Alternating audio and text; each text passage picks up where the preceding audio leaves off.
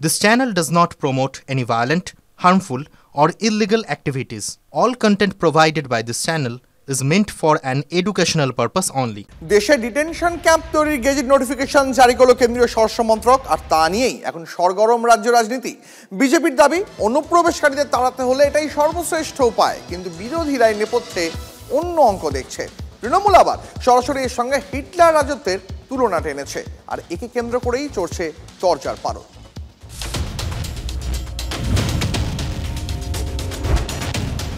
সম্প্রতি বাংলায় কথা বলার জন্য ভিন রাজ্যে এ রাজ্যের পরিযায়ী শ্রমিকদের উপর নির্যাতনের অভিযোগ উঠেছে বারবার।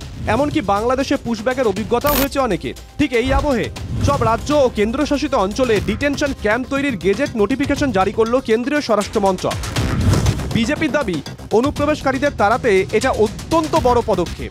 গত কয়েকদিনে পশ্চিমবঙ্গ পুলিশ বেশ কয়েকজন বাংলাদেশি নাগরিককে ধরেছে। তাদেরকে কি মমতা বন্দ্যোপাধ্যায় বা ফিরহাদ হাকিমের বাড়িতে রেখেছেন? জেলে রেখেছে। That jail is this detention camp. মঙ্গলবারই অভিবাসন ও বিদেশি নাগরিক সংশোধনী আইন কার্যকর হয়েছে। সেই আইন অনুযায়ী বৈধ পাসপোর্ট, ভিসা ছাড়া কেউ এদেশে ঢুকলে, দেশের কোথাও অনুপ্রবেশকারী ধরা পড়লে ওই ব্যক্তিকে নিজের দেশে ফেরত না পাঠানো পর্যন্ত ডিটেনশন ক্যাম্পে রাখতে পারবে সংশ্লিষ্ট রাজ্য সরকার। কেউ যদি নিজেকে ভিনদেশী নন বলে দাবি করেও প্রামাণ্য নথি পেশে ব্যর্থ হন বা আদালত থেকে জামিনের ব্যবস্থা না করতে পারেন, তাহলে ওই ব্যক্তিকেও ডিটেনশন ক্যাম্পে রাখা হবে। কোনো ব্যক্তি বিদেশি কিনা জানতে ফরেনার্স ট্রাইব্যুনালের মতামত নিতে পারবে কেন্দ্রীয় সরকার ও রাজ্য সরকার। নব্য হিটলার যদি ভেবে থাকে গোটা ভারতবর্ষে হিটলারই রাজ চলবে, শেষ জীবন হিটলারের মতোই হবে। 2019-এ সিএএ এনআরসি আন্দোলনের সময় ডিটেনশন ক্যাম্প নিয়ে বহু বিতর্ক হয়েছিল, বিশেষ করে অসমকে কেন্দ্র করে। যে বিষয়টি হাতিয়ার করে সুদ চড়াতে দেখা গেছে তৃণমূল নেতৃত্বকেও। বাংলার লোকেদের ডিটেনশন ক্যাম্পে রাখলে আগামী দিন বাংলার মানুষও কিন্তু বিজেপিকে পলিটিক্যাল নয়, ইলেকশনে লড়ে ডিটেনশন ক্যাম্পে রাখবে রাজনৈতিকভাবে। প্রশ্ন উঠছে, স্বরাষ্ট্র মন্ত্রক সব রাজ্যকে ডিটেনশন ক্যাম্প সংক্রান্ত গেজেট নোটিফিকেশন জারি করতে বললেও বাংলা তৃণমূল পরিচালিত সরকার তা কি মানবে? যতদিন মমতা ব্যানার্জি সরকারে থাকবে ততদিন এই বাংলার কোনো মানুষকে গায়ের জোরে কনসেন্ট্রেশন ক্যাম্পে পাঠানো বিজেপি যেন দিবাস্বপ্ন দেখা ভুলে যায়। ডিটেনশন ক্যাম্প ইস্যুতে বিরোধিতা সুর বাম কংগ্রেসেরও। রাজ্য মানার সঙ্গে না মানার কি আছে? ভারতবর্ষের মধ্যে উনি কি আলাদা দেশ মনে করেন পশ্চিমবঙ্গকে? না মানলে উনি ডিটেনশনে যাবেন, আর কি করা যাবে? আতঙ্কজনক পরিস্থিতির মধ্যে ফেলা, সেই ক্রোনোলজি অনুযায়ী দিল্লি কিন্তু এখনো চলছে। এটা একটা ঘোরতর ফ্যাসিস্টিক মনে। এটা তো মিউচুয়াল গেম না, এটা ইলেকশনের জন্য ডিভিশন দরকার, আর ডিভিশন তৈরি করার জন্য ডিটেনশন দরকার। বিরোধীরা কি তাহলে ভোট ব্যাংকের স্বার্থে অনুপ্রবেশকারীদের পক্ষে কথা বলছে? প্রশ্ন তুলছে BJP. Detection, detention and deportation, 3D বাংলাদেশের অনুপ্রবেশকারীদের নিয়ে, সেখান থেকে আমরা সরিনি। এবং বিজেপি কোনো কিছু একটা ধরলে সেটা শেষ দেখে ছাড়ে। এবং ভারতীয় জনতা পার্টির সরকার প্রতিষ্ঠিত হলে একদম বিএসএফ এর ক্যাম্প লাগোয়া আমরা পশ্চিমবঙ্গের 2200 কিলোমিটার জায়গায় আমরা একটা করে ডিটেনশন সেন্টার করব। সামনের বছর বাংলায় বিধানসভা নির্বাচন। ডিটেনশন ক্যাম্প ইস্যুকে সামনে রেখে এ রাজ্যে শাসক ও বিরোধী দলগুলোর ভাষ্য কি হয়, এখন সেটাই দেখার। জ্যোতির্ময় কর্মকারের রিপোর্ট, TV9 বাংলা।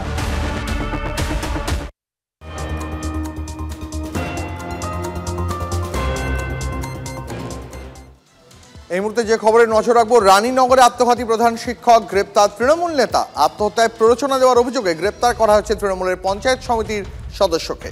আরো বিস্তারিত এই ঘটনা সম্পর্কে জানবো, আমাদের সহকর্মী কৌশিক রয়েছেন আমাদের সঙ্গে টেলিফোন লাইনে। কৌশিক, ঠিক কি ঘটেছে? ধৃত তৃণমূল নেতাকে গ্রেপ্তার করা হয়েছে, যাকে, তার বিরুদ্ধে অভিযোগটা কি?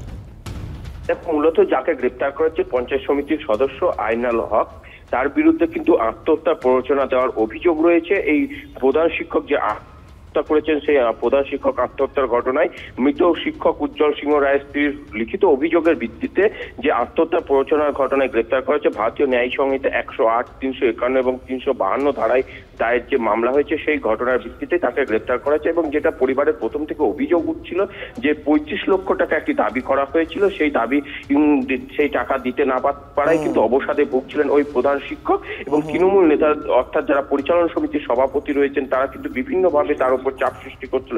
সেই অবসাদের কারণে কিন্তু আত্মহত্যা করেছে। সেই আত্মহত্যার ঘটনায় যে প্ররোচনা দেওয়ার একটা অভিযোগ উঠেছে, সেই ঘটনাতে গ্রেপ্তার করা হয়েছে তৃণমূল নেতাকে। তবে এর সঙ্গে আরো অনেকে জড়িত আছে বলে মনে করছেন পরিবারের লোক, এবং তাদের দাবি যে আরো যারা সঠিক তদন্ত হলে আরো অনেকে গ্রেপ্তার হবে। ধন্যবাদ। 25 লাখ টাকা ডিমান্ড করেছে, আর সঙ্গে কিছু মাস্টারমশাইরা আছে। বিনা কারণে ফাঁসাবো, প্রেস করব, এই লোকের কাছে প্রমাণ করব যে আপনি চোর। তাহলে উনি ওই কারণে যদি 25 লাখ টাকা দেন তাহলে এই সমস্যার সমাধান হবে। এই বিষয়টা নিয়ে মানসিক অবসাদে ভুগছিলেন? অবশ্যই ভুগছিলেন তো। যখন যেদিন চাল চুরি রয়েছে, চাল চুরি করলো যেদিন, তারপর থেকেই ওরা এই ডিমান্ড চালু করেছে। আবার শুধু তাই নয়, বলছে যে এটা প্রথমে যদি করতেন তাহলে 8 লাখ নিয়ে মীমাংসা করে দিতাম, কিন্তু এখন 35, আপনি যদি দেরি করেন ওটা 50 লাখ পর্যন্ত উঠবে। পুরোপুরি অবৈধভাবে চাইছে। শুনলেন আপনারা যে কথা বললেন নিহতের স্ত্রী, যিনি মারা গেছেন তার স্ত্রী, আত্মঘাতী প্রধান শিক্ষকের স্ত্রী বললেন যে তৃণমূল নেতা তার কাছ থেকে 35 লক্ষ টাকা চেয়েছিল, সেই টাকা না দেওয়াতেই তার স্বামীকে আত্মহত্যায় প্ররোচনা দেওয়া হয়েছে, এমনটাই অভিযোগ করলেন তিনি। রানীনগরের ঘটনা, সেখানে আত্মঘাতী হয়েছেন প্রধান শিক্ষক। ইতিমধ্যে গ্রেপ্তার হয়েছেন অভিযুক্ত তৃণমূল নেতা। আত্মহত্যায় প্ররোচনা দেওয়ার অভিযোগে গ্রেপ্তার করা হয়েছে তৃণমূলের পঞ্চায়েত সমিতির সদস্যকে। ধৃত তৃণমূল নেতার নাম আইনাল হক। চুরির অপবাদ দিয়ে 35 লক্ষ টাকা চেয়ে চাপ তৃণমূল নেতার, এমনটাই অভিযোগ উঠছে। অপমানে আত্মঘাতী হয়েছেন প্রধান শিক্ষক উজ্জ্বল সিংহ রায়, দাবি তাঁর স্ত্রীর। তার বক্তব্য শোনালাম আপনাদের। তার স্বামীকে, প্রধান শিক্ষককে চোর অপবাদ দেওয়া হচ্ছে, 35 লক্ষ টাকা চুরির অপবাদ দেওয়া হচ্ছে প্রধান শিক্ষককে, তাই তিনি আত্মহত্যা করেছেন। তৃণমূল নেতাই আত্মহত্যায় প্ররোচনা দিয়েছেন, এমনটাই অভিযোগ করলেন তিনি। ইতিমধ্যে গ্রেপ্তার করা হয়েছে তৃণমূলের পঞ্চায়েত সমিতির সদস্যকে। তার নাম আইনাল হক।